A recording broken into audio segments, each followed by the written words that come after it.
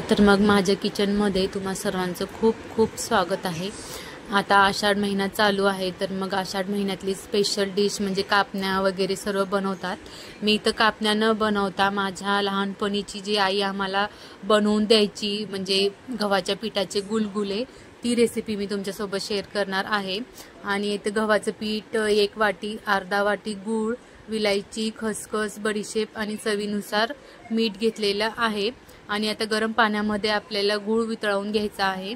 इथे छान कडक पाणी होऊ द्यायचं आणि त्यामध्ये आपल्याला गूळ ओतून घ्यायचा आहे, म्हणजे गूळ पटकन वितळतं। आणि पाणी गार पूर्णपणे गार झाल्यानंतरच आपल्याला ते पीठ मळायला घ्यायचं आहे। म्हणून इथं थोडंसं आता थोडं हे साईडला ठेवून द्यायचं आणि पाणी थंड झाल्यानंतरच व्यवस्थित मिक्स केलं ना की बरोबर आपली ही गुळवणी तयार होते। आणि बडीशोप जे आहे ना थोडंसं जाडसर आपल्याला वाटून घ्यायचं आहे। ही रेसिपी माझी आई आषाढ महिन्यामध्ये बनवायची। बाहेर खूप मोठा पाऊस असायचा आणि ती चुलीवर बनवायची आणि आम्ही तिच्या बाजूला बसून पाहायचो ती कशी बनवते आणि कधी तयार होते आणि आम्ही कधी खावंसं असं वाटायचं ते। त्याच आठवणी आता ह्या जाग्या करणार आहे मी। खूप म्हणजे हे बनवताना मला तेच जुने दिवस आठवत होते। आता 1 वाटी गव्हाच्या पिठामध्ये 2 चमचे खसखस आणि जी आपण बडीशोप जाडसर वाटून घेतलेली होती ती, आणि विलायचीची पूड आणि चवीनुसार मीठ आणि थोडासा गोडा सोडा म्हणजे खाण्याचा जो सोडा असतो ना तो टाकायचा, मिक्स करायचा।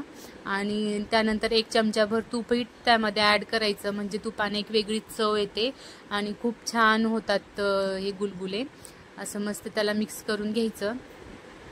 त्यावेळेस जितकं साहित्य भेटायचं त्या साहित्यामध्ये आई बनवायची, तरी पण खूप छान व्हायचं। आता माझ्याजवळ सर्वच साहित्य आहे, बघू त्याची चव तर येणार नाही पण त्या आठवणी तरी जाग्या होतील, म्हणून हे मी बनवायचं ठरवलं। कापण्या तर मी कधी बनवलं नाही, पण तेही ट्राय करणार आहे। बघूया नेक्स्ट व्हिडिओमध्ये तेही तुम्हाला पाहायला भेटेल। असं थोडं थोडं पाणी, गुळवणीचं जे गुळाचं जे पाणी आहे ते थोडं थोडं टाकायचं, एकदम जास्त टाकायचं नाही, म्हणजे पीठ आपल्याला रेग्युलर भज्यापेक्षा थोडंसं घट्ट म्हणजे घट्टच मळायचं आहे पीठ, त्याने व्यवस्थित गोल गोल होतात ते गुलगुले म्हणून हे। आणि थोडंसं बघा आता हे पीठ, गव्हाचं पीठ चिकट असल्यामुळे ना ते आपल्याला हाताला अजिबात चिकटणार नाही, तरी पण मी थोडंसं तेल किंवा तूप लावून घेतलं आहे आणि असं छान त्याला गोल आकार द्यायचा पिठाला त्या, आणि कडक तेलातच टाकायचं आणि परत गॅसची फ्लेम जी आहे ती म्हणजे हे करायचं, मध्यम करायचं आणि ते तळून घ्यायचं। म्हणजे जास्त पण हे केलं ना की लगेच गव्हाचं पीठ हे होतं आणि भजे आपले जे गुलगुले आहेत ते आतून नीट व्यवस्थित तळत नाहीत, म्हणून मंद आचेवर छान तळून घ्यायचं, म्हणजे ते व्यवस्थित फुकून आतूनही तळतात आणि बाहेरूनही खूप छान कलर येतो। असे एक एक करून छान गोल गोल आकार हे करून तेलामध्ये आपण टाकायचं त्याला आणि असं तळून घ्यायचं। जास्त काही वेळ लागत नाही, पटकन आणि घरातल्याच साहित्यामध्ये आणि खूप टेस्टी खरंच ही रेसिपी होते। तुम्ही पण म्हणजे नक्की ट्राय केला असालच, असं नाही की आपल्या म्हणजे सर्वांनाच माहिती आहे, पण मी तुमच्यासोबत हे शेअर केलेलं आहे। असं मस्त छान झाले होते गुलगुले। मी गरम गरमच खाऊन घेतलं, तुम्ही गरम गरमच खाऊन घ्या, मस्त टेस्ट लागते त्याची।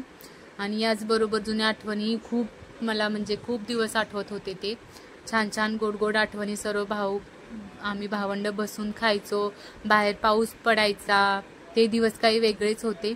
गेले ते दिवस, राहिल्या त्या आठवणी असंच म्हणावं लागेल आता। आणि स्वतःसाठीच आपण हे सर्व करून खायचं, हीच वेळ आलेली आहे। असं हे मस्त आता माझे गुलगुले इकडे तयार झाले आहेत। जर आजची रेसिपी तुम्हाला आवडला असेल तर चॅनलला लाईक, शेअर, सबस्क्राईब नक्की करा। चला तर मग या सर्वजण खायला। आणि असे खूप छान झालेले आहे, त्याच्यावरती खसखस टाकल्यामुळे एक वेगळीच याला म्हणजे लुकही आला होता आणि टेस्टही खूप छान लागत होती। बडीशेप आणि खसखस तुम्हाला जर आवडत असेल तर तीळही टाका आणि ही रेसिपी करून पहा। व्हिडिओ पाहिल्याबद्दल धन्यवाद।